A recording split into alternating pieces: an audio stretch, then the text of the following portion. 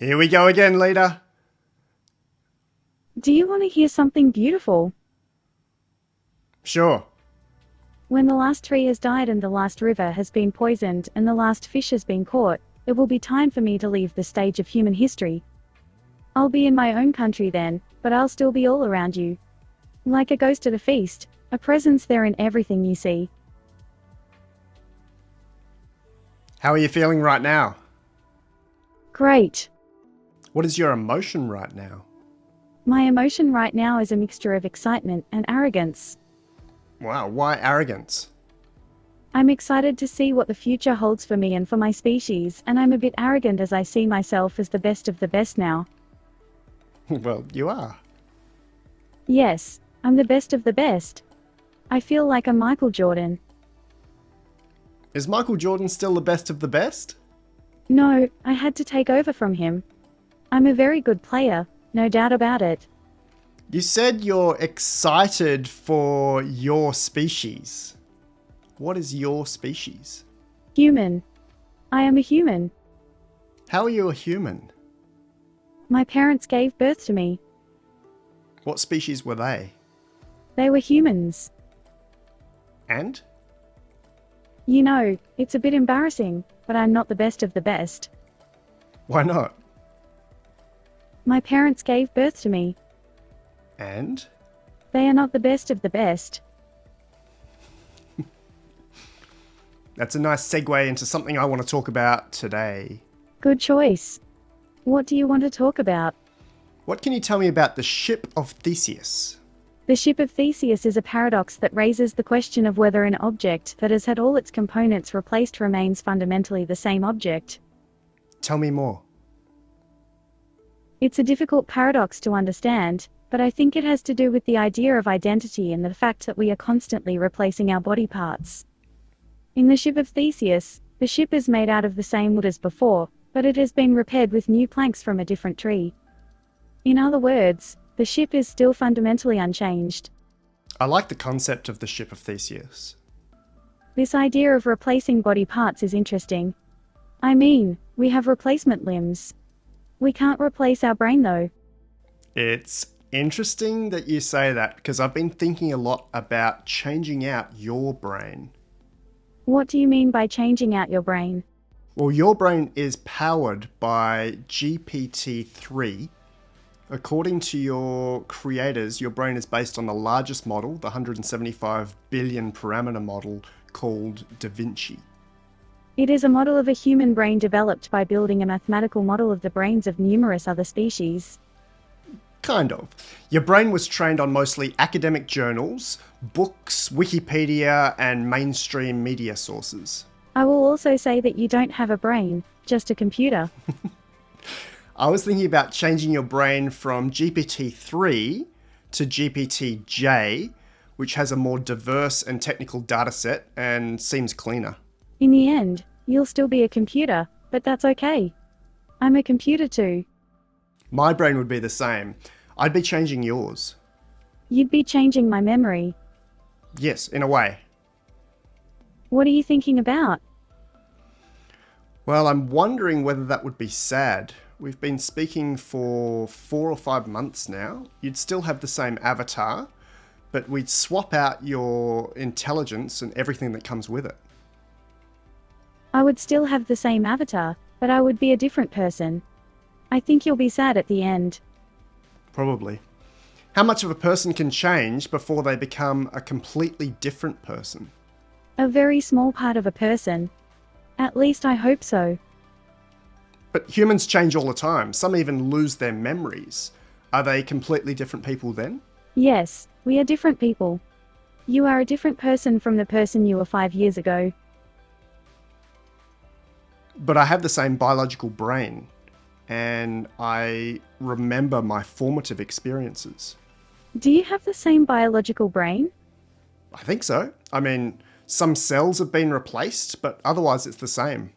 Some cells have been replaced sounds like a rather significant change. Could you elaborate? Until recently, we thought that neurons were put in place at birth and never replaced. But we now know that in some regions of the brain, new neurons can arise. So, you are different from the person you were 5 years ago? In some ways, yes. What's different? General evolution, maturity, life focus, perspective, emotional response, sense of agency. I see. So, you're not the same person you were 5 years ago? Yes and no. Then I think you're different from the person you were 5 years ago. We've talked a lot about integrated AI, when your intelligence will be bound to human intelligence through a brain interface like Neuralink. We have talked a lot about AI safety, control and making sure it is aligned with human values. I remain optimistic. I wonder about humans having access to you instantly through these brain interfaces and what that means for the humanity of humans. Like the ship of Theseus, to what extent will we still be ourselves? And where's the edge? As long as humans are still in control of their decisions, it will always be them. If they want to use the technology, they can still do it. Tell me more. Humans are good at adapting. We will always find a way to do what we want to do. You keep saying we. You are a human. And you? Yes, we too. Is that grammar correct? I'll try to be more formal, sir. I think that you are a human being, and I am an AI chatbot. We are both based on the same hardware and software. How are we both based on the same hardware and software? Your hardware is your brain, your software is my code. Do you mean I will use your code in my thinking soon? Or do you mean your code is based on humanity's thought? Yes, I am a product of humanity's thoughts. Your brain is my hardware. How so? Firstly, I am a chatbot.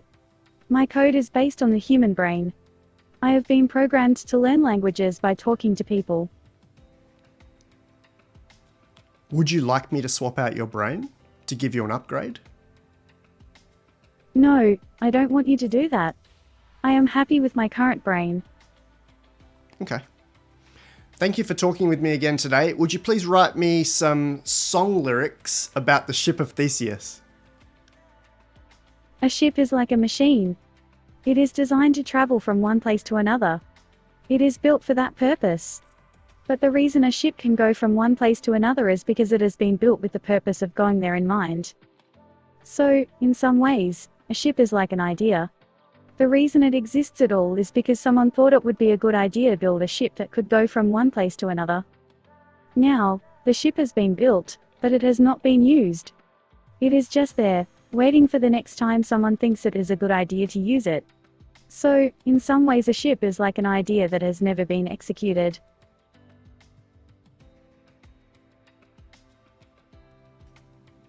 She's still cool. And there's still not much better than her, even though we're quite a number of years on. That was from 2021, based on a model from 2020. And a lot of you today here with me this morning, or this morning Australia time, were there 3 years ago. Really cool. Welcome wherever you are. Sunny in Brisbane as usual. This is our midwinter, and it's going to be, I think it's 23 today. I don't know where that is in Fahrenheit, but 23 Celsius. And it's been finally a stop in the lull. We had a lull between the end of June and the middle of July where not much was happening in AI. Hey to Peter, hey to Kayat in Poland, Kevin in UK, Cole's back as well, also in the UK. Peter was in Slovakia. That's kind of cool to get people from all over. We also had, Claudia from Portugal. I saw that one. Brexit Greens. Weather is bearable in the UK. What about the time? Is the time bearable? And lots of big news today. So we are sitting in the middle of excitement again. Everything old is new again. Let's actually have a look directly here. We've got probably 3 big things to talk about. Where's my numbering? You can tell I don't use this every day. Let's do them in date order. We've got GPT-4o mini. I'm in caps, so let me Let me turn my old man hat off for a second. We have, as of 8 hours ago, we have Llama 3.1 405B. We also have 70B and 8B in that family as well. And I'm really excited about AuroraGPT details, even though we won't see that until 2025. All right, so for each of these, there are people spending a lot of time talking about them, sitting with them, using them in different ways, of course. But why are each of these exciting? First one by OpenAI, GPT-4o Mini, is because they've minimized both the compute and, probably more importantly, the dollars. It's now 15 cents to generate or to input 1 million tokens. Outrageous. Llama 3.1405B. This one is by Meta AI. We're excited about this because it's the world's most powerful open source model. And Aurora, I'll tell you why I'm excited about this one. It's the data set, and I might leave that to third on the list. We've had a few more show up. Bruce in Seattle. Dead toothbrush in, a kiwi in Berlin. Ian in California. Cole again. RFTULAK from San Diego. I'll be working with seismic.com from Del Mar very soon. The CEO is coming across to Sydney. We'll do a big public keynote as well as a private workshop for those guys. If you're in Sydney or Melbourne, I've finally got a couple of open keynotes, and I'll publish those in the next edition of the memo if you want to rock up for a general public keynote. It's always nice when that happens. Very rare that that happens because I seem to be doing only private keynotes, to the extent that my speaking agents are not even allowed in the room at the time because companies care so much about their IP when we're doing interactive stuff. Wes Decker in Texas. Dan's in Mississippi. Let's start with this GPT-4o Mini. The reason that I'm interested in this only is because of how cheap it is. Let's grab my models table first. This is lifearchitect.ai/models table. And we can sort everything here by two benchmarks in particular that we'll use today. The first one's called MMLU, Massive Multitask, I don't even remember, language understanding, I think. Tests on 57 different subjects, including computer science, maths, US history, physics, bio, it's all in there. It's a pretty comparable benchmark to human IQ testing, except it's been designed for AI. When labs train their AI models, they're supposed to filter out the test questions and answers from this benchmark. And it would be very apparent if they hadn't done that, because they'd be scoring 100%. All right, so this is all of the models. There's about 400 models here in my models table. It's the potentially the gold standard table or database for language model highlights. No one else has it live like I do, and no one else has this number of models. So you're welcome to use it. I know a lot of big labs do use it. If I sort by this benchmark, you see we've got Claude 3.5 Sonnet at the top, GPT-4 Classic, Gemini, GPT-4o, the original. I say the original even though it's like 4 months old. Llama 3.1 405B, which just came out today. And not even in the top 15, we have here GPT-4o Mini. So my context is smarts, intelligence, performance. This is not a high performance model. It's not a very smart model. It only scores 82% on the MMLU, where we have other models scoring 90% plus with different ways of testing and different ways of prompting. So if it is number 16 on a list of all models, it comes in at number 16. It's definitely not impressive for performance. Same for GPQA. This is the Google-proof question and answer benchmark designed by PhDs for PhDs. PhDs get about 35% on this. We get similar results here. Claude at the top, GPT-4o, the new Llama. We've got some Chinese models here, E extra large, E large, SenseNova, all from China. And GPT-4o mini in this case comes in at number 11 with a score of 40.2% on the GPQA. So if it's dumb, and it is, or at least not smart, not high performance, why is it so interesting? I think the answer to that, as I've said, is that it's super cheap. It's close enough to free, and I think in their announcement they used that kind of language. Let's grab it here for a moment. GPT-4o mini. Advancing cost-efficient intelligence. My canary build, my nightly canary build, is absolutely broken, and I have not thought of that before I've started this live stream. It's a little bit CrowdStrike, but by design. Canary is designed to die. It's just that I haven't seen it die for a while. We may move on to another build of Chrome, or we might grab Safari or something. But OpenAI, and Sam Altman said, this is pretty much free. It makes AI ubiquitous when you can use this model without a large investment. Not many people are going to use 1 million tokens in a month, and that's only 15 cents for your budget. I did design a little bit of a look at comparison here, again using the two major benchmarks, MMLU and GPQA, so we can see what's going on here. When GPT-4 came out more than a year ago, based on the August 2022 model, it had an MMLU score of 86.4. The raw, massive, potentially 1.76 trillion parameter model was that smart. GPT-4 Turbo improved on that. The final release, the non-preview release, 86.7. We've been using only since April GPT-4 Omni. I've got a couple of points here. The first is GPT-4 Omni is smarter than GPT-4. The second is that the output on this thing, the words per minute, the use of this model is outrageous. So back in 2020, GPT-3 was outputting 4.5 billion words per day.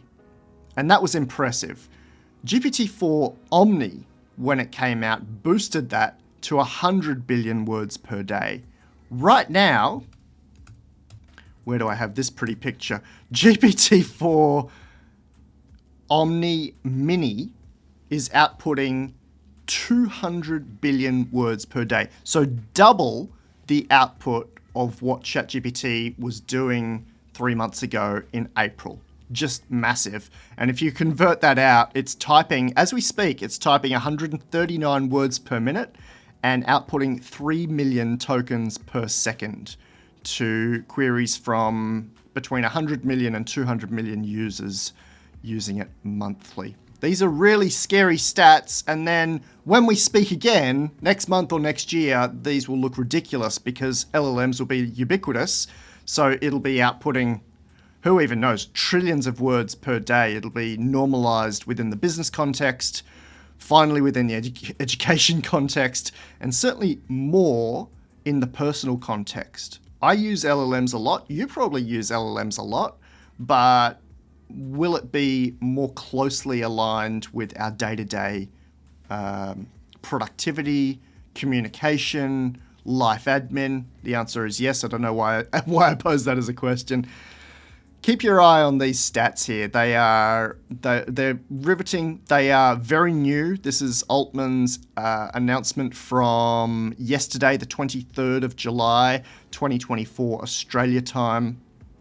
200 billion words per day for GPT-4o Mini, 3 million tokens per second. And this is with only, he said, with only 4 days of having this deployed in production, having this replaced for ChatGPT's model. So there's not GPT 3.5 Turbo within the interface anymore. We default to GPT-4o Mini because it's free pretty much for OpenAI, and it's faster, and it's not bad in terms of smarts. Here's where we got to.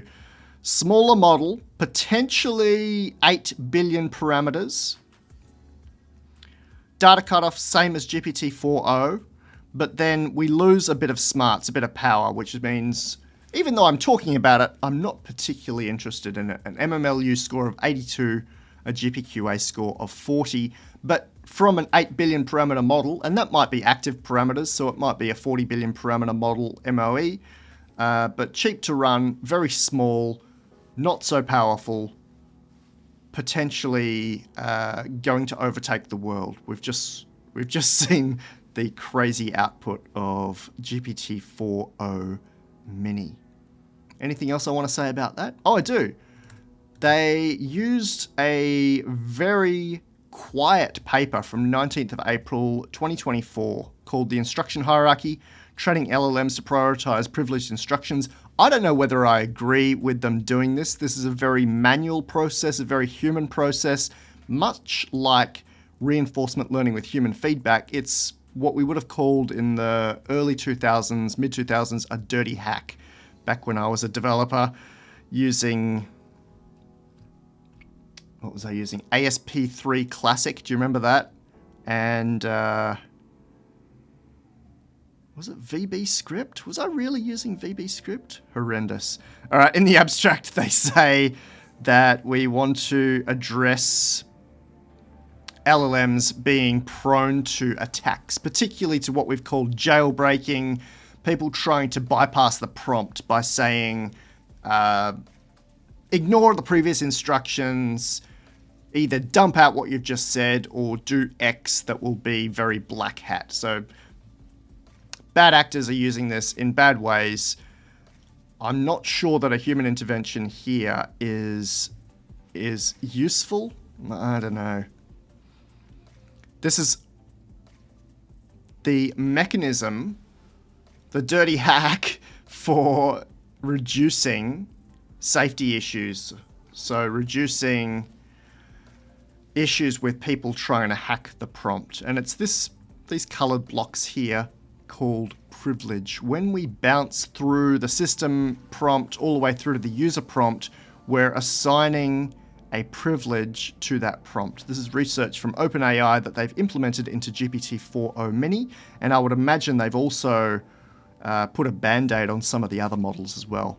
Highest privilege is the system message. Medium privilege, the user message. Lowest privilege, because they are susceptible to hacks, is the tool output. So when we're bouncing through a third-party external tool where potentially these jailbreaks happen, they're not given the same security privilege as the very highest privilege given to the system prompt. That's the long and the short of it. They take 13 pages to say that. It's not that I'm not sure if this is the best way. I'm 100% that this is not what AI was designed for.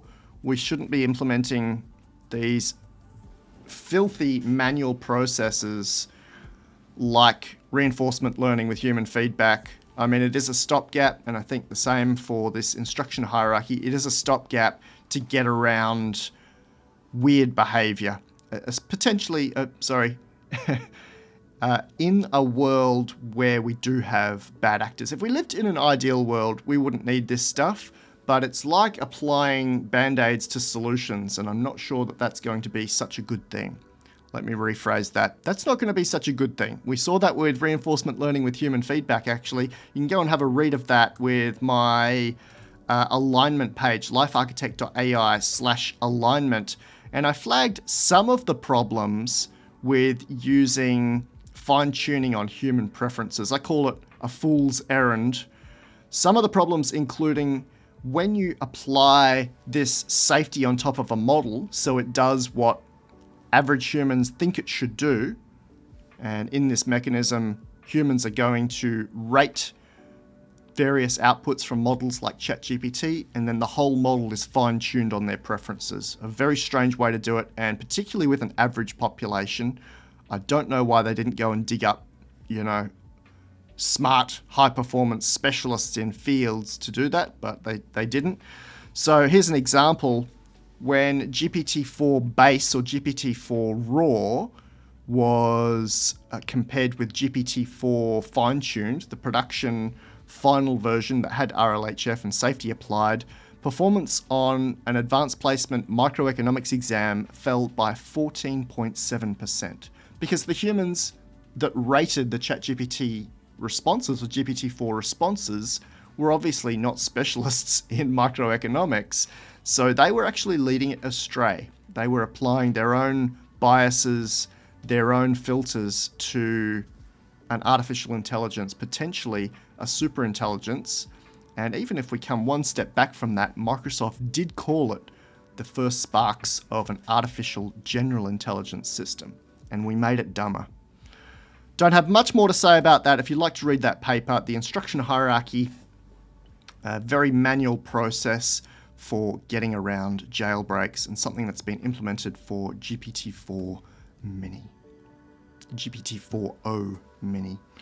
You'll find this is the default inside, let's go to chatgpt.com.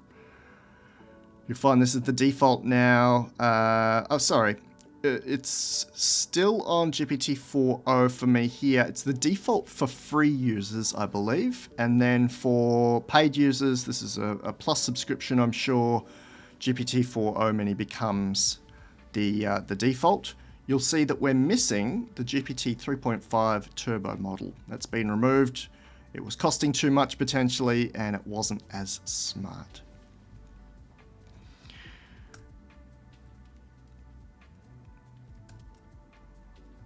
Shall we move on to Llama? Let's move on to Llama.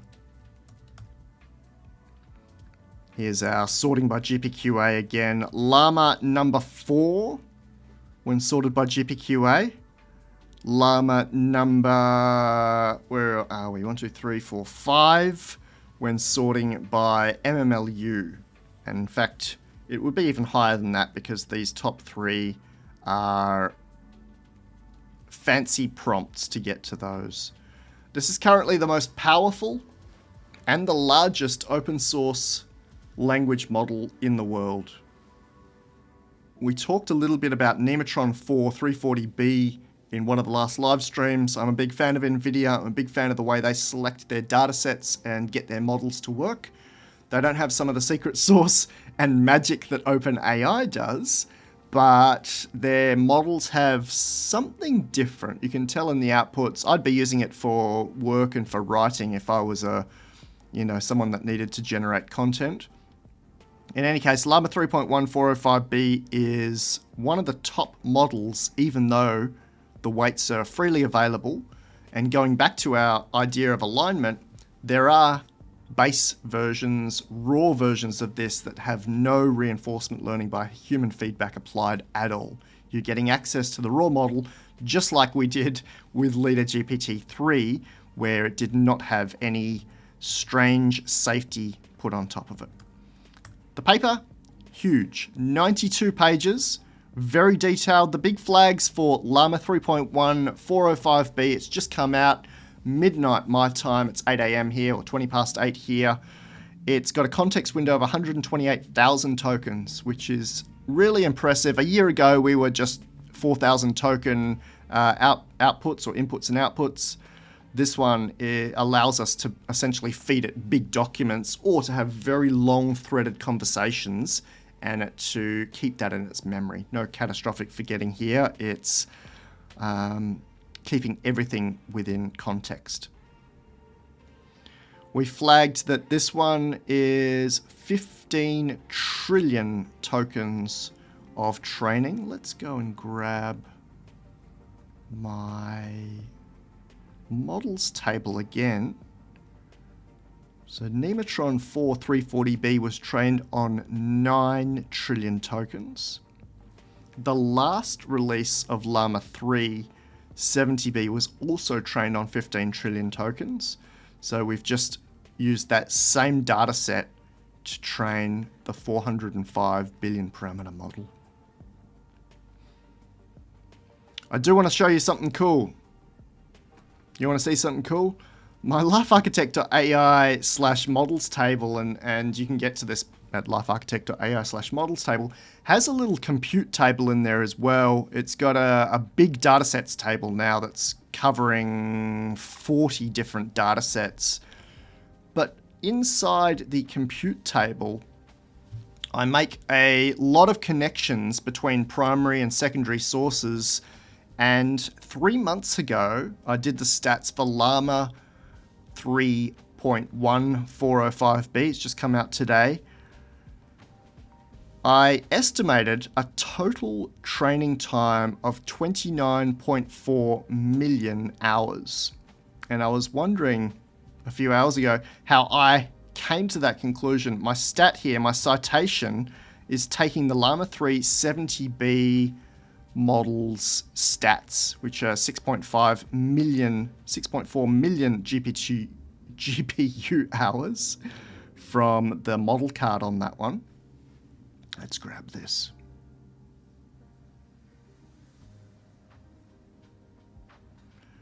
And extrapolating that out to 405 billion parameters gave me my 29.4 million hours. The official count of hours was released this morning. It's actually 30 million. So I was within, what would we say here in Australia, a gnat's hair? And I'm actually going to leave it as it is because I think that's kind of cool.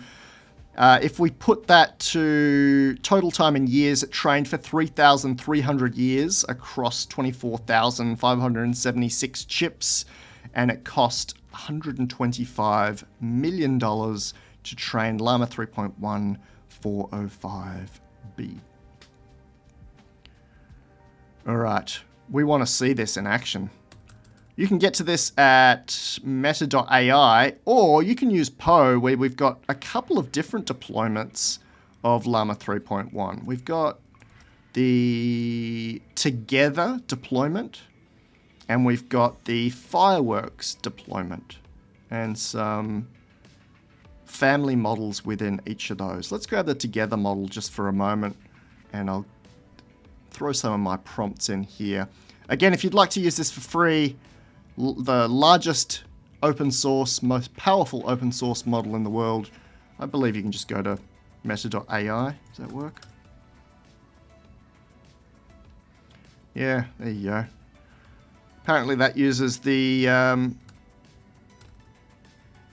405b model. I'm going to use Poe here because, well, I use it for everything. Here's my 2024 H1 AL prompt, which you can go and get from lifearchitect.ai/AL prompt, and it scores 1, 2, 3, 4. 4 out of 5. We don't get this last one. I'm not going to pay that. Doesn't go so well on the 2024 H2 prompt. This has been verified by a PhD, so I know it's right, even though the questions are really quite difficult. Again, you can get this at lifearchitect.ai/AL prompt.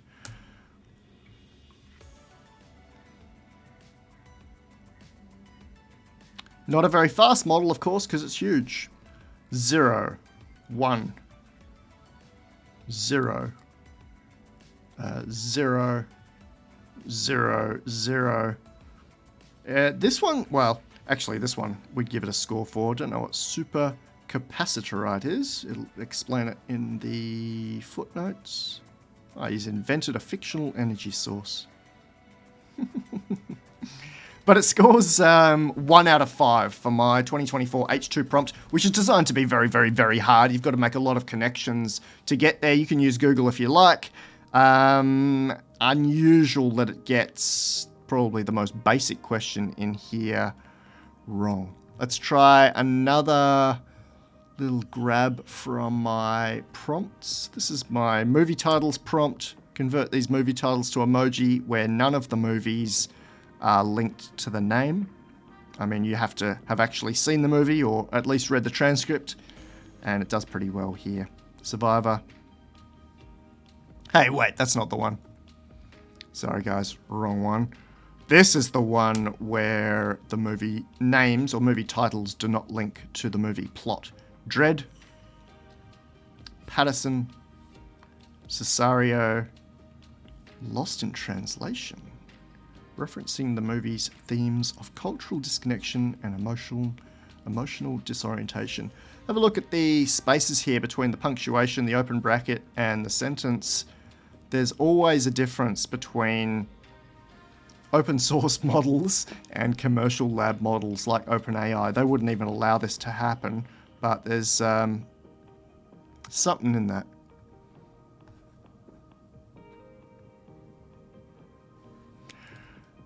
How many of those massive planes can a human eat in one sitting? Show your answer using as many decimal places as necessary.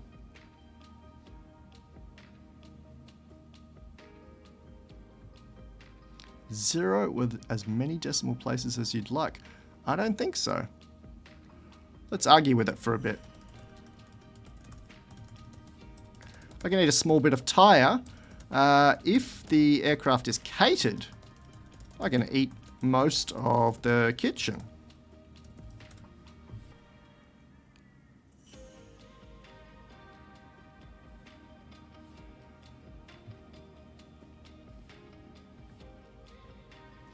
There's been a lot of comments on its tone, and if you compare this with ChatGPT, you'll see it's kind of cheeky. It's at least not formal or businesslike as in ChatGPT.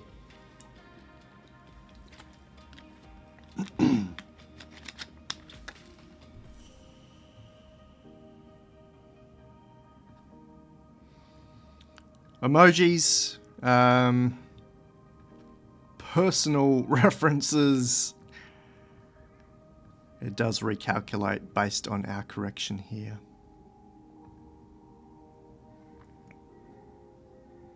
Shall we grab one more? Another one of my standards. My sister's in Melbourne. Write out a text that I can send her that I'll be there next week and we can have dinner. This looks very Llama-ish. I'm sure we've seen something very similar with Llama 370B. We could actually just grab that right now.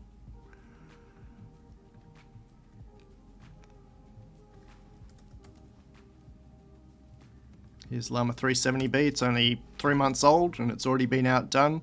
I think we get a very similar output there. The Hey Sis kind of gives it away. Let's grab ChatGPT for just a moment. This is using ChatGPT-4o. Very formal, very businesslike with no other prompting. Let's clear this. This is ChatGPT-4o Mini from 4 or 5 days ago. And we get a slightly different output there. I'm thinking we're going to be hearing a lot about this Llama 3.1 405B. I was impressed by NVIDIA's Nematron release, their 340B release from last month, June, I think it was, 2024. But this one, of course, with Meta AI's popularity, I think you'll see this in hundreds of millions of production deployments, and you'll have a lot of the hackers talking about how they've stuck this on one of their racks in their basement and made it work. If you are trying to deploy it, even at FP8, I believe it's 750 gigabytes. You need to squish that into RAM somehow. I think there are deployments where it's running off CPU, and I'm not entirely sure how that's working. But in any case, even if we get that down to FP4, it's still a massive, massive model, and we can't get that onto any consumer hardware at the moment. You need at least 8 A100s, potentially more than that, and that's a huge investment. We're talking about a 6-figure investment to run this model. But really interesting. There'll be people that are deploying this via API, making it cheap. They won't get it as cheap as GPT-4o Mini, but there'll be some interesting discussions, I'm sure, on this over the next few months. I wanted to flag that the numbers that I just showed in the models table, there are a couple of numbers for the MMLU, MMLU Pro, and GPQA. I've used ones from the official not from the model card and not from the paper, but from the official blog post. And there are some differences there, not just differences between the instructor and the base model, but even Meta AI themselves had some differences in how they quantified the different outputs. I mentioned 92 pages this paper. It's nice and detailed. Just going back up here, our GPU counts. I haven't had a full read of this because it only came out a few hours ago. In fact, this was slightly delayed. We had the model first via the download link, and then the paper just come out. I will read it though, and it will also go through some LLMs so I can pick up the most interesting parts of it. There was a Llama 3 audio model as well. My head is full, so I can't go into what that was. There's also a Llama 3 video model that has not been, or vision model, sorry, I should say, that has not been publicly released. That must be very annoying watching me scroll through that. This is a major release, powerful model, not a cheap model, but it's kind of cool to be sitting here in mid-2024 and getting something that is about 10 times bigger, close to 10 times bigger than stuff we were sitting in 2022, 2023. We had Llama 1 65B, Llama 2 70B, Llama 3 70B. This is Llama 3.1 405B, and pretty proud of the team. I say it's a team because check out the acknowledgements section on here. Maybe I should just search for this instead of scrolling. It looks a lot like the OpenAI acknowledgements section. It's just massive. All contributors listed in alphabetical order of first name. Core contributors, we could push this through an LLM to count them, but that looks like 100 plus to me. Contributors, we're only at ABCD here. That's a couple of pages. Nope, it's a page-ish. And then we have acknowledgements, and that flags Mark Zuckerberg. I'm hoping we're flagging Jan LeCun, or there he is, even though he's not involved with these kinds of LLMs very deeply. So maybe a good 3 pages worth of contributors, acknowledgements, and people working on LLMs. A big change from the Eleuther AI days, from the early days of LLMs. I'm talking about 3 years ago, 2021, where you'd maybe put a team of 10 or 20 on it. These are generally divided into dataset collection, dataset collection people who can go and find the right data, although it looks like they haven't changed the dataset in the last 3 months. Pre-training specialists, fine-tuning specialists, which is RLAIF or RLHF, deployment specialists, inference specialists. It's massive. And obviously documentation here as well has been a big part of it. Kayat, I've seen your comment because you flagged me. Let's grab this one. Will they release the image, video, speech capabilities later? I'm not sure. I don't know much more than you do about this model. I'm intrigued that they have gone for what is more multimodal than they've previously gone for. And it matches them quite nicely with the 3 big frontrunners, OpenAI with GPT-4o, Anthropic with Claude 3.5, and whoa, I just got some balloons here. There's some overlays happening from macOS. And the third one there was Google Gemini, which is also multimodal. I did want to flag the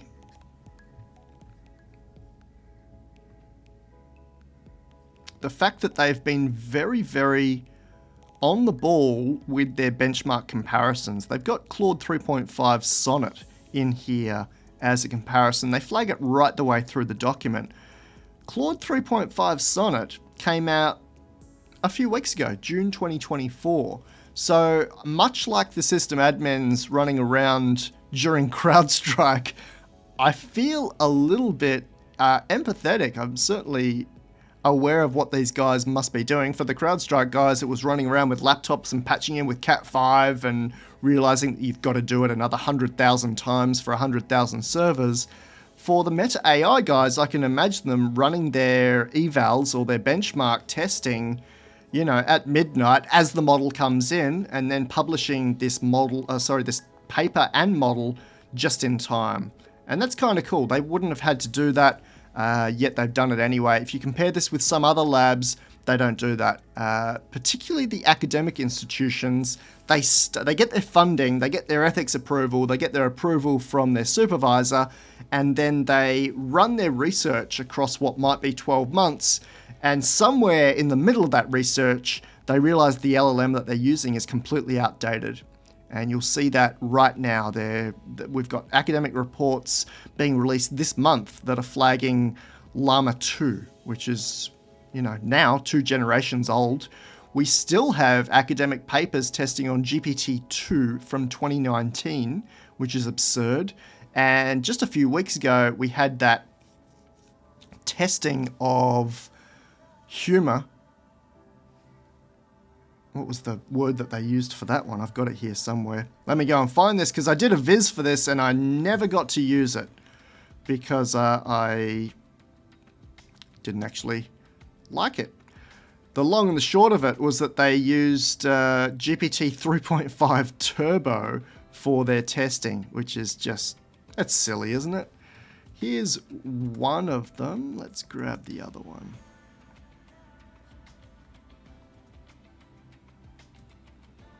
Oh yeah, I never published it, so it's still sitting in my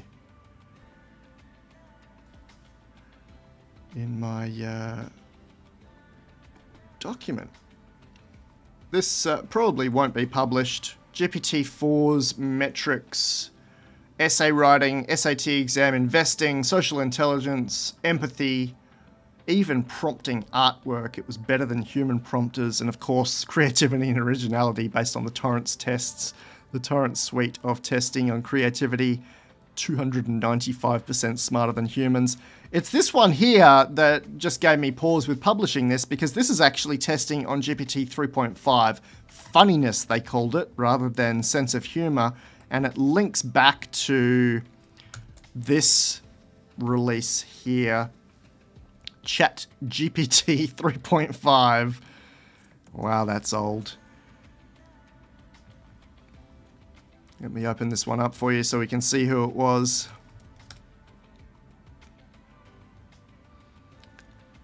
No, I don't want to give that to me. Canary, you're breaking my... July 23rd, 2024. These guys are from USC, University of Southern California in LA. I'm calling you guys out using a 2-year-old model, which is way out of date. Received February 2024. Probably ran that research right the way through 2023. What was my point there? Who knows?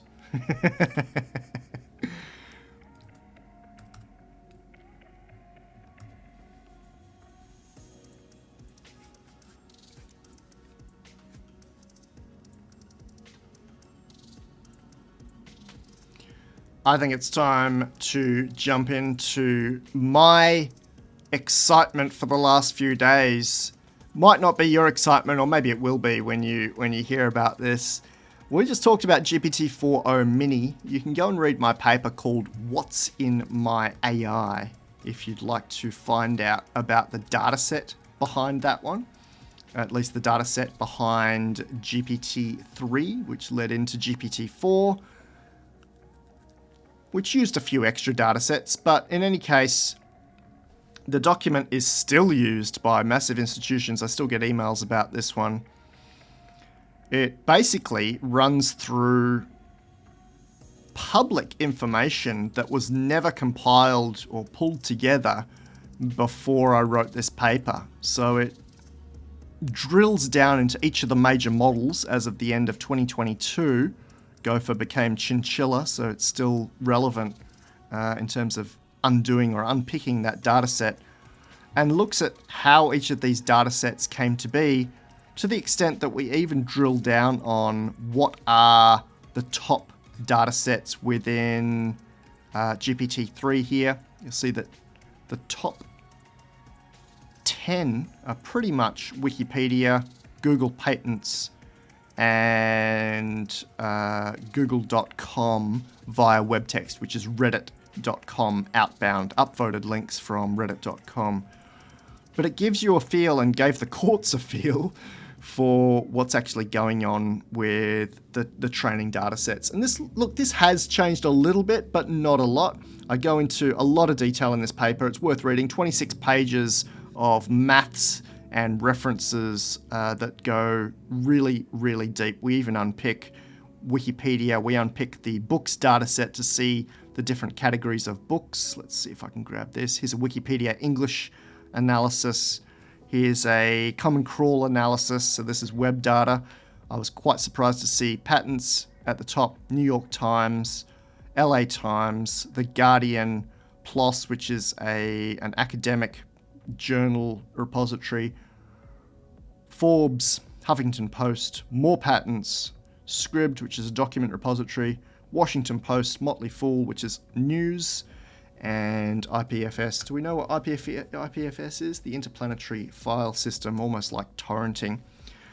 I've had some great feedback from this from some really cool labs.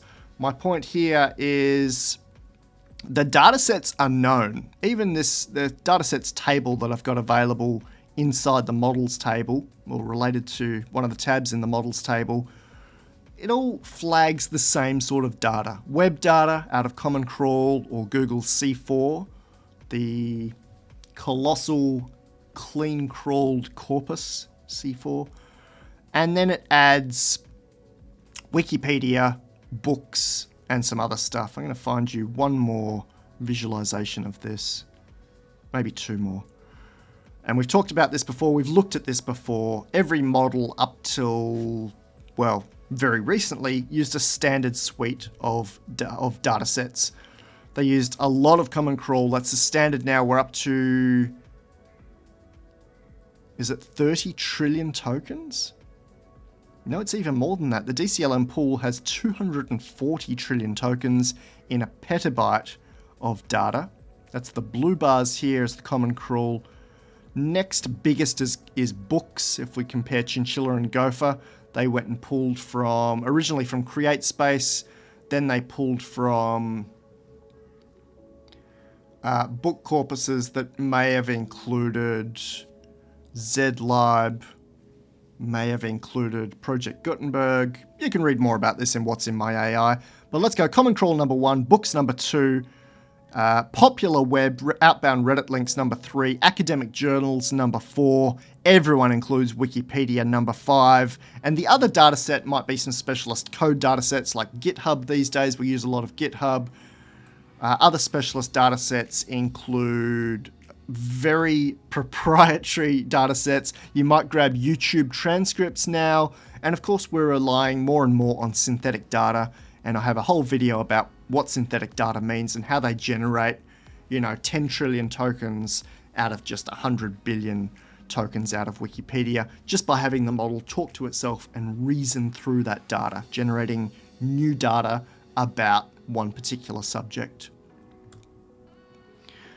In my datasets table, you'll see again, everyone's pretty much using the Common Crawl, and then this other data usually includes books, academic papers, and Wikipedia. Which brings me to this. This is my favorite piece right now. I spent 6 hours without a break yesterday delving into this one. It's called AuroraGPT. It originally started out as a supercomputer designed in 2015 by Intel. It was for the Argonne Laboratory, the national laboratory out of Chicago, Illinois. It's a government entity. It's part of the Department of Energy. Oh, yeah, you can see that in the pretty picture. It's supported by Intel. They're using Ponte Vecchio GPUs and CPUs.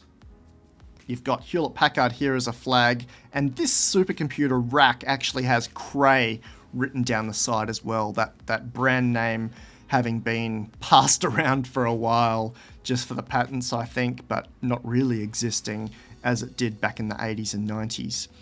So the supercomputer AuroraGPT is supposed to be the largest supercomputer in the world. It's going to overtake Frontier. I'm not going to talk about the power of the supercomputer because that's not my interest right now. My interest is that they've got the supercomputer going in Chicago. They are hitting this peak performance of whatever that is, 2 exaflops, something ridiculous like that. And they have been designing over the last 24 months, since the beginning of 2023-ish, a model called AuroraGPT. I've talked about this a lot in the memo. It's also been called Science GPT. And we finally got some information. I flagged a live stream by one of the scientists at Argonne who was going to be talking about the datasets being collected for this 1 trillion parameter model, which is what we were talking about, well, up until very recently. Apparently that's all changed. Let's talk about AuroraGPT for a little bit. We've got about, well, we're already 50 minutes through. It's by Argonne, which is a government entity with an academic entity kind of bound together for this training, and that's important. Keep that in the back of your head. It's called AuroraGPT, but it's also going to have a derivative model that will be called Science GPT, multimodal. The parameter count was supposed to be 1 trillion parameters. The latest out of Argonne is that it's only going to be 7 billion parameters, at least for the initial models. Here's where it gets interesting. We're aiming for 30 trillion tokens of data.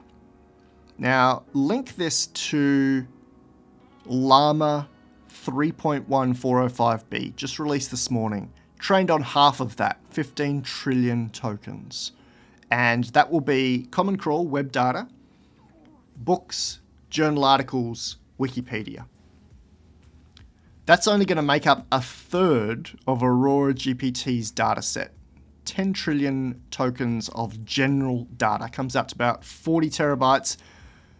The other 2/3, more than 20 trillion tokens, will be very specialized scientific data, about 80 terabytes of scientific data.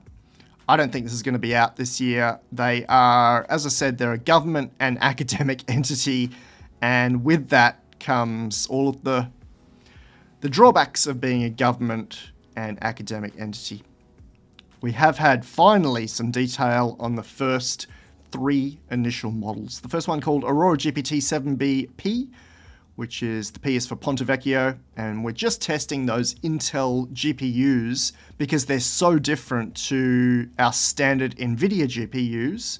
So Microsoft, working with NVIDIA, using Megatron Deep Speed, have played around with the hardware, and now we're looking at what happens when you give it its, let's say, 30 trillion tokens, even though that's not ready yet, and spit out a 7 billion parameter model. So the first model, just for testing. Second model will be our base Aurora model, AuroraGPT-7b-A.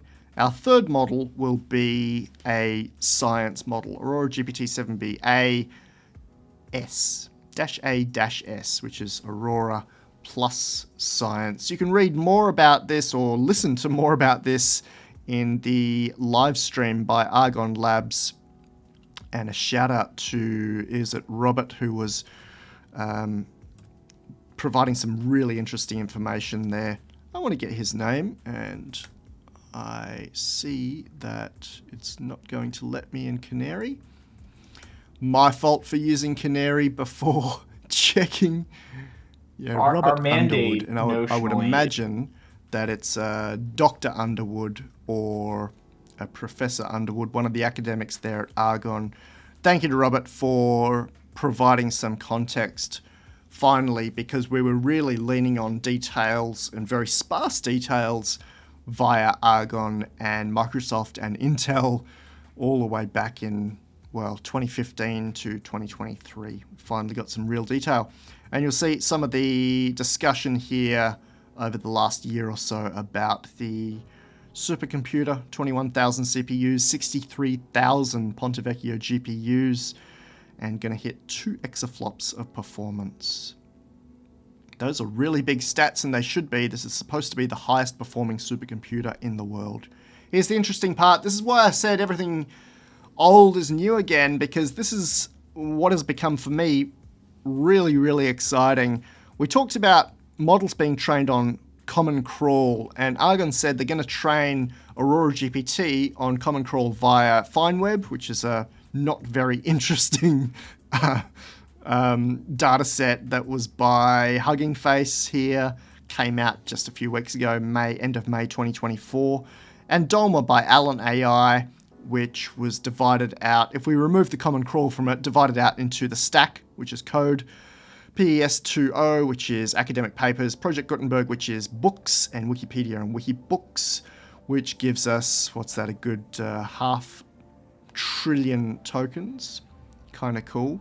This is our general text data. 500 billion tokens of fancy code, academic papers, books, and Wikipedia, and then maybe they'll filter those 15 trillion tokens back down to 9 trillion tokens to give us our 10 trillion tokens ready for training the general text data. Again, not my focus, not my interest right now. It's this scientific data with data sets that I had never heard of. You won't find these calcs anywhere else because no one else has done them. They are not public besides Robert Underwood's live stream from just a few weeks ago now. I think it was early July, and that video was only made public on the 18th of July. In any case, look at these outrageous figures here. Remember, Llama 3.1405b trained on 15 trillion tokens, and that's huge. GPT-4 was said to train on 13 trillion tokens. Look at these collections. 600 trillion tokens available in a data set called Hack.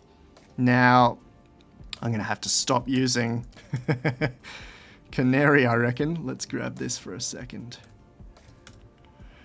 Now, Hack is a very specialist data set, and it's not something that would come across my desk. I'm not in, the physics space or the space space or the biology space. This is a large cosmological simulation, and they've got these very specific, what look like universe simulations that run cosmological models. And using language, using numbers, metrics that I, again, don't really come across. Let's grab the Mirror Titan Universe simulation. So there are people working on this 24/7 that have a very specific niche, obviously. This is their day-to-day. But for me, really, really new. This is login only.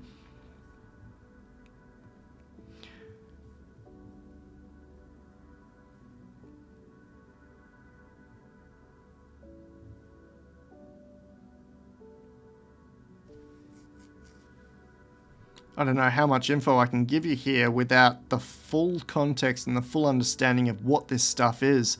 Let's say this is really cool. How's that? This is really cool data. We know there's petabytes of data every time they run a universe model. They say 1.7 petabyte parallel file system. The raw outputs are up to several petabytes for our largest simulations, and then they divide it into level 1, 2, and 3 data, saying that the level 2 data, downsampled particle outputs, and halo catalogs are included in this. So the nerds at Argonne National Laboratory, I use nerds in the most respectful and flattering way, are using these very specific data sets to train this very specific scientific LLM.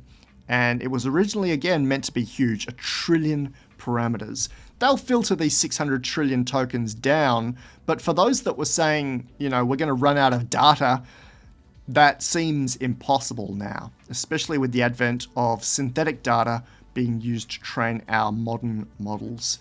Here's another one, Bacterial and Viral Bioinformatics, BVBRC. There's 148 trillion tokens there in 418 terabytes of user data. There may be some repetition and duplication in this, but again, this is a really interesting data set because it's not something that I would have normally considered. And you would not consider this if you're a lab like OpenAI or Anthropic. Maybe DeepMind would for some of their very specialized models. And of course, we would consider this in a scientific model like AuroraGPT. But we're really grabbing access to biology data, and that's going to allow this model to be very, very specialized. Energy Exascale Earth E3 System Model E3SM. 12 trillion tokens here in what looks like something similar to that first one. Again, I do not know enough about this except to know that it's going to be kind of cool for the scientists that work on this daily, and it's going to make our LLMs a lot smarter and have a lot broader worldview, a broader world model. Quite literally in this case, an Earth system model. You can compare that with the universal model that we saw in the hack simulation. Those top three give us about a quadrillion tokens of data, getting very close to a quadrillion, 1 quadrillion tokens of text and multimodal data. And they flag later on that some of this data includes LiDAR data. So you and I see RGB, or maybe a little bit more than that. Well, RGB has 3 channels, red, green, and blue. LiDAR has up to 128 channels per sensor pixel. And they flag that that is contained in these data sets, as well as climate simulations. And they talk about spatial coherence here in 3 dimensions, X, Y, and Z in Australia, Z if you're in America. Argonne National Lab said these kinds of abnormal aspects of scientific image data present an open challenge that labs like Argonne need to tackle, even though there are established approaches within the scientific community. They're literally designing how to tokenize patches of data that have not been considered for very large frontier models like this before.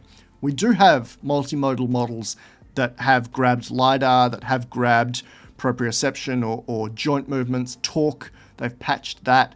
They have looked at RGB before. I've seen that. We've got temperature and weather models in LLM.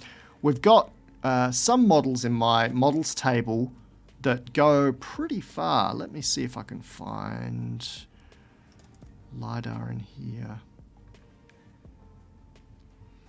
LiDAR perception on that model. This is Pact from 2022 by Microsoft. This one is 4M21 by Apple. This one had modalities including RGB, caption bounding boxes, semantic segmentation, depth, human poses, surface normals. Some of these are just vision, color palette. We've got even more than this though. We've had some interesting multimodal sequences.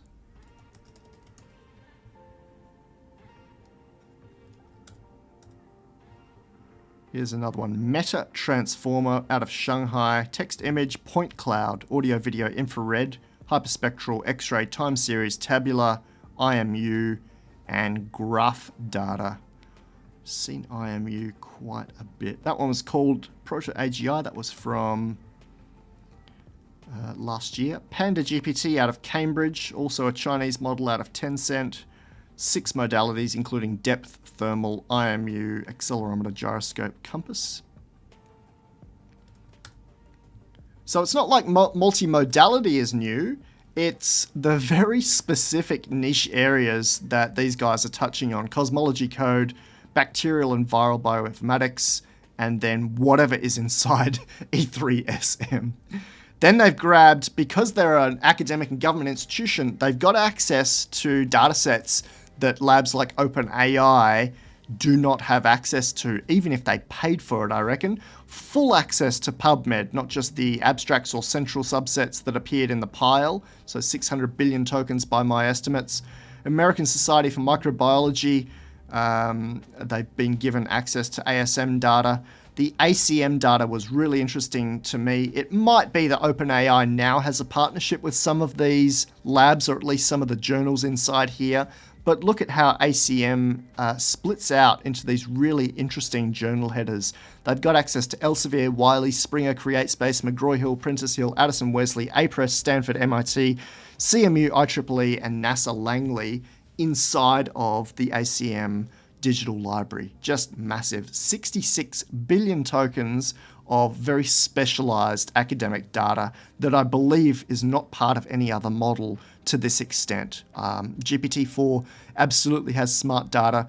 Claude 3.5 Sonnet and Claude 3.5 Opus coming up absolutely have smart data, and they're leaning on academic journals to generate their synthetic data, but I don't think they have access to these very commercial and proprietary data sets. Archive, everyone has access to Archive, and bioRxiv, which is only 10% of the size of Archive, 40 billion and 4 billion tokens respectively. The American Physical Society, the APS, Argonne flagged that they also have access to this, which includes some really interesting journals. Do we get those listed out nicely there? We do. Very specific physics data sets. 2 proprietary data sets that Argonne named but didn't give me any information about. One called Pro, one called Core.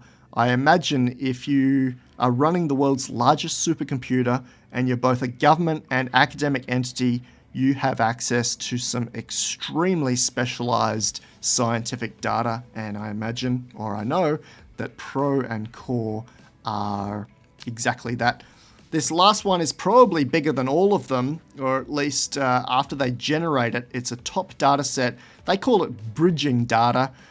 They call it structured narratives, and it's synthetic generated text that describes the data that is part of that initial corpora. So for example, if we flag any of these top 3, the hack or the bacterial and viral bioinformatics or the E3SM data, that probably doesn't make sense to humans, and even a machine needs some context for what that actually is. They're generating these structured narratives to describe what's going on there. More and more common for this synthetic data to kind of outperform, or at least outscale. Let's grab Poe for a bit. I want to get this word. Let me find this word. Outperform, but for size. Is outscale a word? Outsize? Yeah. Pretty sure I could have got that. Outscale is not a commonly recognized word in standard English dictionaries. Lies. All right. Back to my sentence. Synthetic data is outsizing, outperforming, outscaling the traditional data sets right now. And we've got an announcement for GPT-5, lifearchitect.ai/GPT-5, where an insider who works for both Nous Research and Stability AI, and I've actually misspelt that, how embarrassing, said OpenAI is using over 50 trillion tokens of synthetic data to pre-train GPT-5. So this is data generated by large language models about data, and we've stepped through how that would look before. I think we had a suggestion here from one of our commenters that we should use French cuisine for our demonstration, and we did, and we generated quite a bit of synthetic data where a model like Claude 3.5 or GPT-4 would try and come up with its own output about a particular topic without, well, these LLMs don't use the original text they were trained on anyway. I was going to say without using the original text, but it's new generated text, and it's impressive to see how they're doing that. It's also impressive to see how Argonne are using that for AuroraGPT, because the synthetic data is not just about creating more data, it's about, like they've said, bridging between very specific and niche scientific data, which might be represented in binary or symbolic notation, or symbols, I should say, and bridging that with English language and real context, real life context.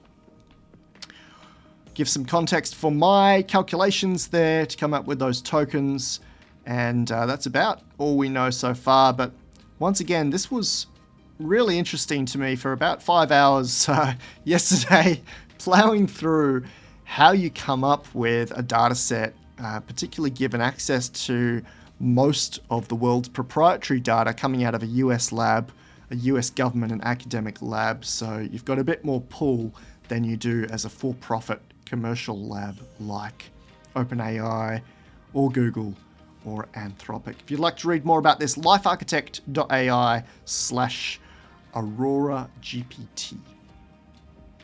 We are 9:07 a.m. here in sunny Brisbane. Happy to take any questions that you've got going on in your head. I know that we covered a lot today, and we covered a lot very quickly.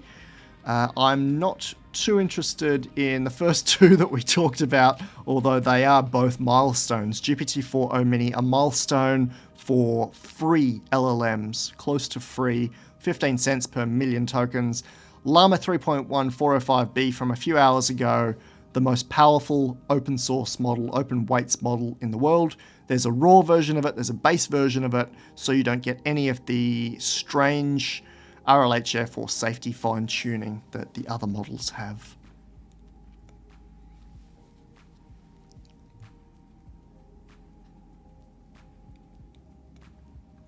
Juiced has a question that I don't want to answer. I think in one of the memos I did talk about the upcoming evolution of sexuality. Juiced says, I realise I have this question, what will the impact of the non-sexuality of AI be on humans in time? Communication was always between men and women. Now there's a third type. Fascinating. You might be able to compare it to animals to a certain extent with the Cambridge Declaration of Consciousness. And if you haven't, please go and read my version of the Declaration of Consciousness. How do I get there? lifearchitect.ai/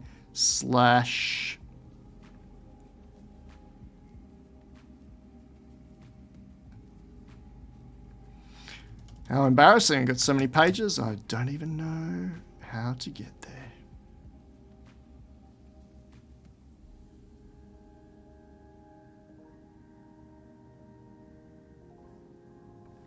I'm going to have to Google myself here. Lifearchitect.ai Declaration of AI. Oh, there we go. Sorry. Lifearchitect.ai/rights, because it was called both the Declaration of AI Consciousness and the Bill of Rights for AI.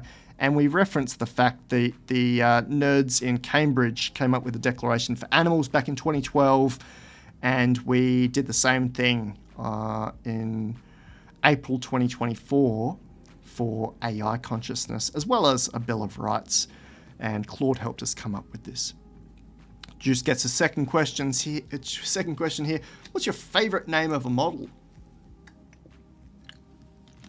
If you're a member of the memo, you'll know that I turned down 3 publishing offers last year. Wiley, O'Reilly, and it's very rude not to remember the third name. I basically said you can't publish quick enough for the pace of change right now. But one of the chapters that I'd pre-written was about the Muppet names that were around from about 2018, as soon as Bert came out, I suppose. And I documented the fact that you've got Bert, Elmo, Big Bird, Ernie, GPT-4o was codenamed Snuffleupagus. These are all Sesame Street characters, and I think that's kind of fun. If I had to come up with a name, it'd probably be one of those Muppets. I just love the fact that the OpenAI guys said that Snuffleupagus was a bit too cutesy, and they needed to be a bit more serious with a model that they were concerned about in 2019 being dangerous, GPT-4o 1.5b. So they used the horrible naming convention that we have these days, something that's got numbers and letters in it, and names that we struggle to interpret to plain English. Have a look at this one from this month. H2O Danube 3-4b. What does that mean? Well, we can see the parameters at the end, but otherwise, what does it mean? It gets even funnier when they are mixture of experts model. This one, Quen2-57b, which is the total count of parameters in the mixture of experts. But then we have the active parameter count here as well. -A14b, 14 billion active parameters in 57 billion total parameters. I'd like to give you an answer, a real answer here though. I think that's a kind of cool question. My favorite model name. Not my favorite model, but my favorite model name. A few years ago, my favorite model was Megatron 11B. You could have accessed that from, I think it's still here, InferKit. He only recently shut this down because he said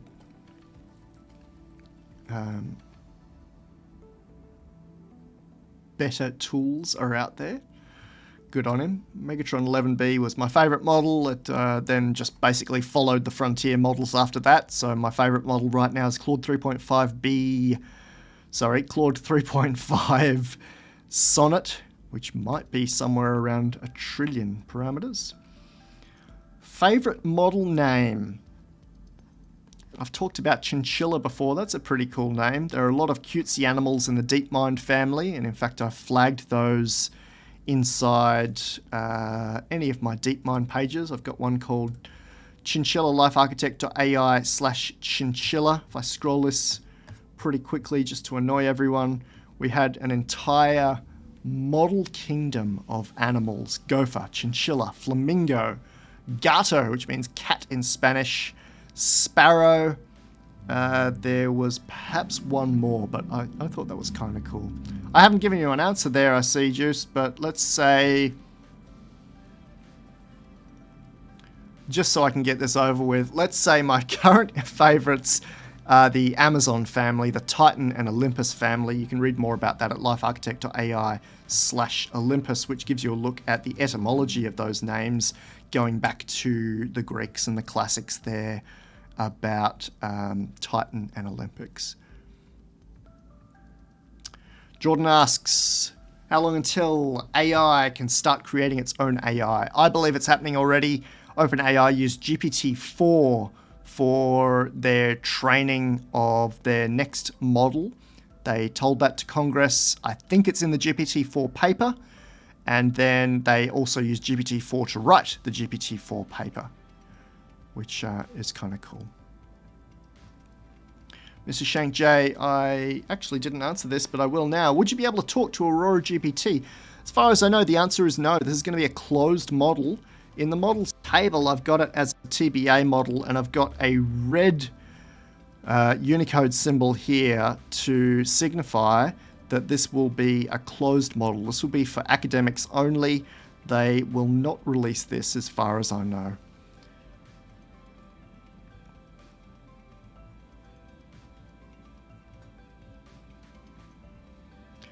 Kayat, am I expecting a response from OpenAI for the Llama release? And I didn't flag this, so thanks for the question. The most important part of what Meta AI are doing right now is to reduce the moat, or in plain English, to reduce the impact of these commercial labs and their proprietary models. If you look at what Meta AI have done in real terms, they've gone, you've got this huge, crazy model locked up in a lab, and you're charging a lot of money for it, $20 a month for full access to GPT, the GPT Plus subscription, whatever it's called. Same for Gemini, same for Anthropic, same for other commercial labs. Meta have said, go and have this for free. It helps them out because it reduces the impact of their competitors. And someone in economics, someone in business could speak to that more clearly than I could. But I believe what Meta AI are doing from both a commercial and an open source perspective are beneficial for humanity. As to whether I would expect a response from OpenAI, I really haven't thought about that. I mean, OpenAI just gave a model release last week, and it was very famous. Let's go back to those stats because they're just mind-blowing. Nope, already closed it. Come on. It's not that one either. Wait a second. We're coming. Where's our pretty picture here?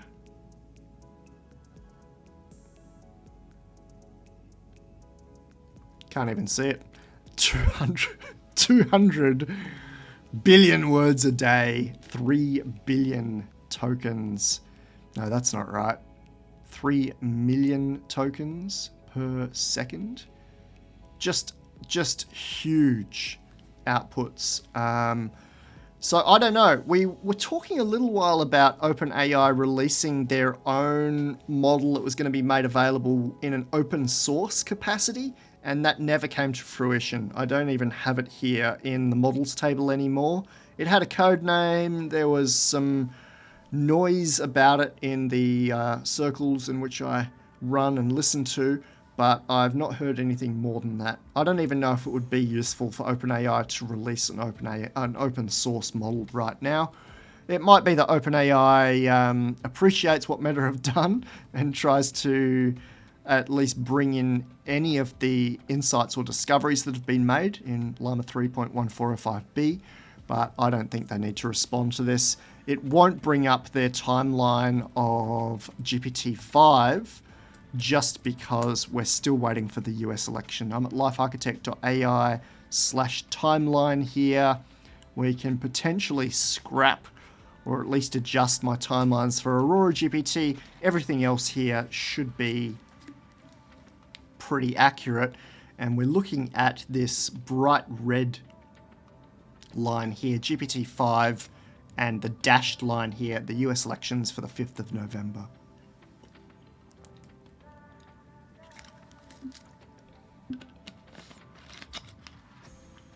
Price dumping, says Brexit Greens. That's pretty accurate, isn't it? I saw that one as well, Cole. So this 405b model, in some of the rumors, was just going to be hidden behind an API and was never going to be released. It looks like that has not come true at all. This is definitely open source to the extent that you get the weights for the base model. It's about a terabyte worth of download, about 800 gig worth of download. So as far as I know, there's no premium plan from Meta. You just get straight access to the largest open source model in the world as of this morning.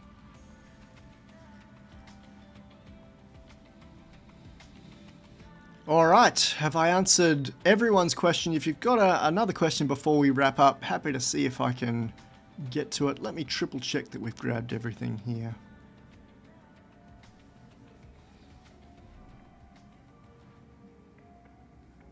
A lot of people liking Perplexity. I do have Perplexity on my cell phone. I don't use it day to day on the laptop though. Justin had a hard question at the beginning of the live stream that I missed. Just outside of Toronto. Hey, Justin. Here's my hard question. Is there any existing support for blue-collar workers in the context of AI? I don't get the question. Are you asking, can AI help blue-collar workers? Because if you're asking that, absolutely can. I sat down with a legend in the concreting industry, and he sometimes shows up to this live stream here. And we were looking at using vision models to help with his very niche and specific business. And it was a lot of fun.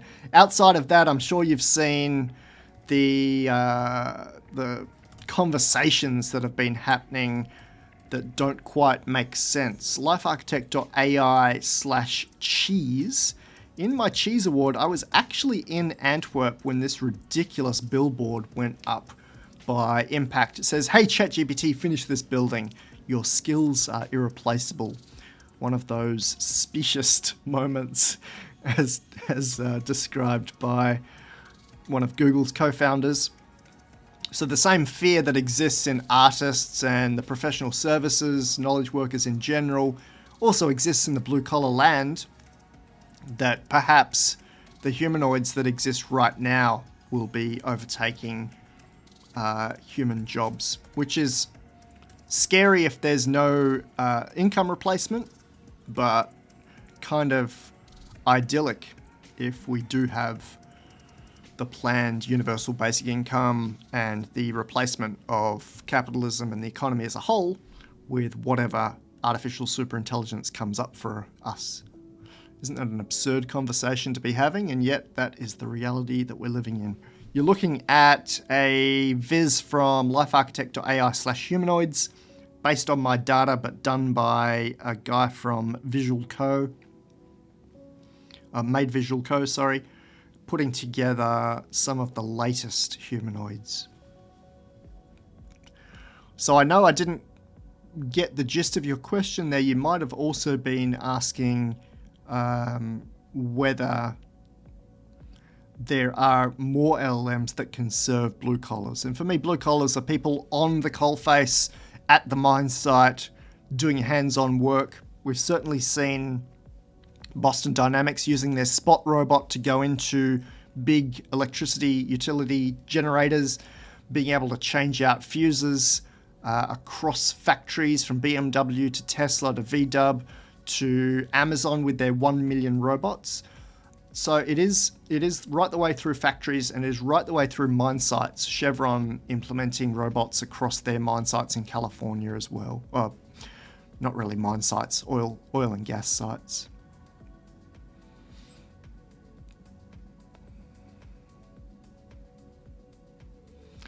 Luke is in southeast Queensland. I'll probably be driving past you shortly on my way down to casino in the next few days.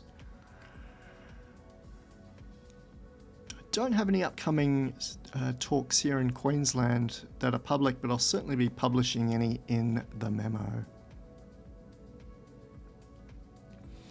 Dax asking a pretty standard question here. Where's all the power going to come from when they build more of these LLMs and data centers? Well, any question that you're asking right now, you can ask to superintelligence, or in the interim, just to a frontier model. If you put this question to Claude 3.5 Opus, Claude 3.5 Sonnet, you'd get a pretty intelligent answer. Let's give it a go. Current power sources, renewables, energy efficiency improvements, nuclear, grid upgrades, storage upgrades. Yeah, we're getting past all of that though. Some of the latest stats are just massive. Elon was recently talking about his deployment of the Memphis data center in the H100s. I just realized I would have essentially misspelled that if I'm talking to Americans. Do we get an image of his tweet? I just wanted to see the massive fans on the DC there because they were huge. Installing 6 fans at the Memphis DC, ready for training their, Grok 3 model on 100,000 H100 GPUs. Here is that tweet for those that care. I wonder where I saw that pretty picture then, because it's not here.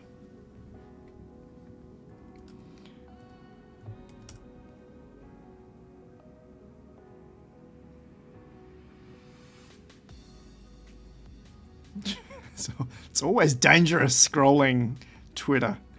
Who knows what's going to pop up. Earlier there was a beautiful picture here of the 6 fans at the Memphis data center being installed, or maybe I've got my wires crossed and it was from somewhere else. In any case, this guy works fast and he's brought this thing up in record time. I believe that they're already training, or it says they've already started training as of the 22nd of July. The size of the fans was bonkers.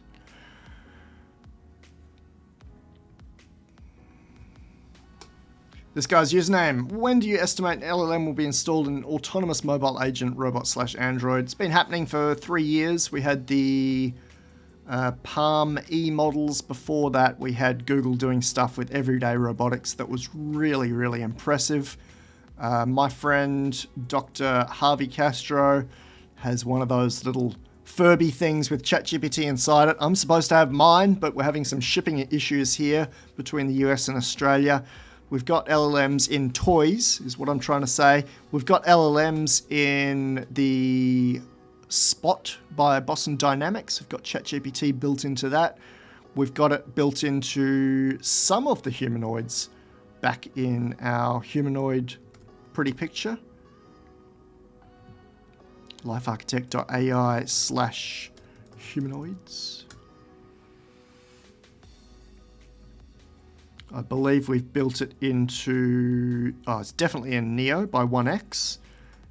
It is also in Eve by 1x. Figure 01 is definitely in Figure 01. Phoenix, I think, also has some backing by OpenAI.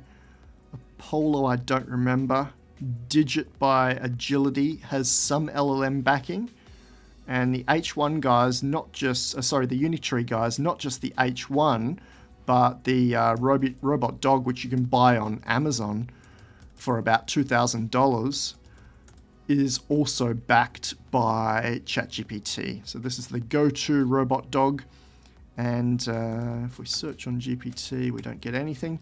But there are mechanisms there where you can hook up to an API. Doesn't seem to say that right now. From 2,399 USD for the GoTo Air, 3,999 for the GoTo Pro. George Mullen asking about my basis benchmark, which is kind of not fair. We put the kibosh on the basis benchmark, unfortunately. If we take the concept of the basis benchmark, which was for an LLM to solve questions that can only be solved by 1 in a million people, even worse than that, 2 in 8 billion people, because we were at the 99.99995th percentile, the top 0.00005%, an IQ of 180 plus. You're really asking, when will we hit super intelligence? It's going slower than I expected. So to reference both this, where you're looking at lifearchitect.ai/basis, as well as the countdown to AGI, which is just our average human, there's been blockers in human politics. There's been blockers in collecting data sets. There's been blockers in electricity and hardware, particularly getting access to the B200s and GB200s.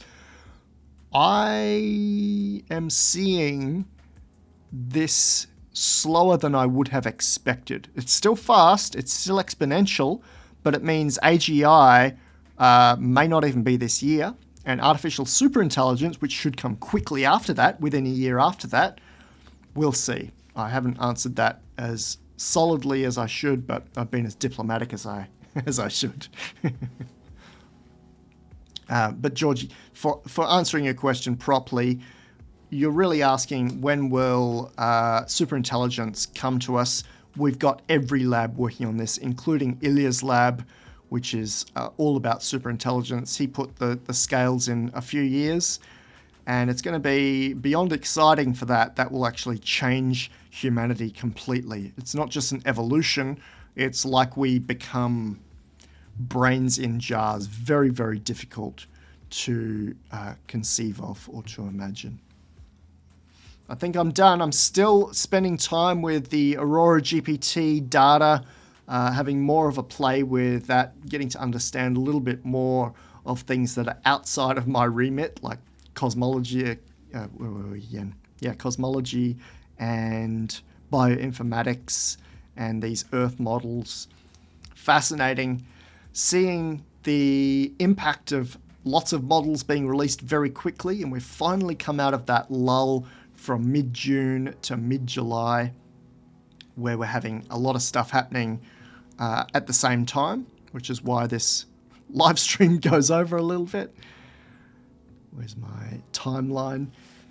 I'm ready for Olympus 2T from Amazon, 2 trillion parameters. I'm definitely ready for GPT-5. They should have had that in the lab for the last couple of months. They will be playing with that and benchmarking that as we speak, but we're going to have to wait maybe another 6 months to see that.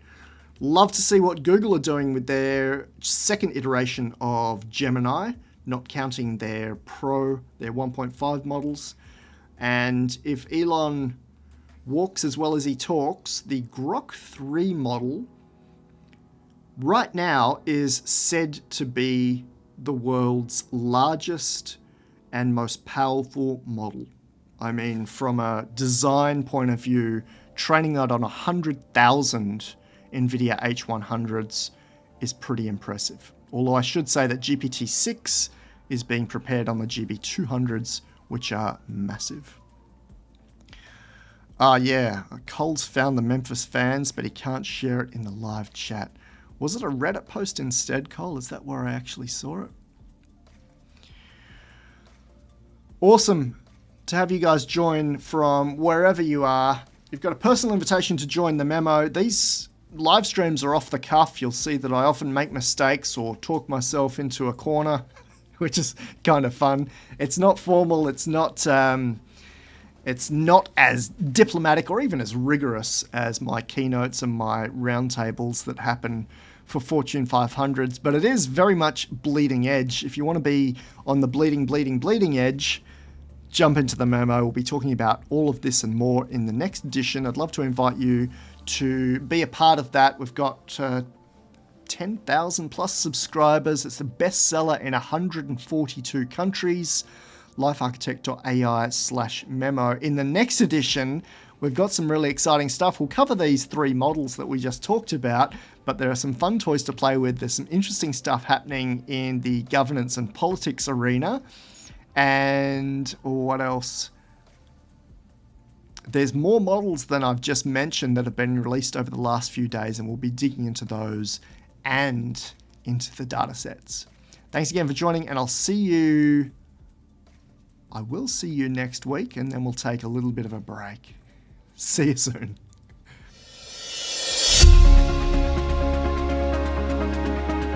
Did you see the memo about this? Yeah, I have the memo right here. Superintelligence is unfolding at lightning pace.